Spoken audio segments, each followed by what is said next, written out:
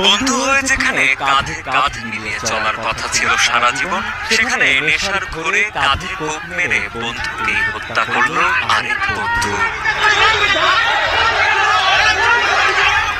গ্রামের নির্জন স্থানে স্কুল পড়ুয়া বন্ধুকে ডেকে নিয়ে কুপিয়ে হত্যার ঘটনা ঘটেছে লালমনিরহাটের আদিকমারি উপজেলার আরাজি দেওডোবা গ্রামে। এ ঘটনায় মধু রায় নামে একজনকে গ্রেপ্তার করেছে আদিকমারি থানা পুলিশ। আমাদের এলাকার মধ্যে কিছু মানুষ ঘোরাঘুরি করতেছিল, জানতে পারলাম যে এখানে একটা মানুষকে ফেলা হয়েছে। আমি এখানে দেখতে সঙ্গে সাথে দেখলাম যে লাশটা বস্তার মধ্যে বাঁধা আছে। পুলিশ ও এলাকাবাসী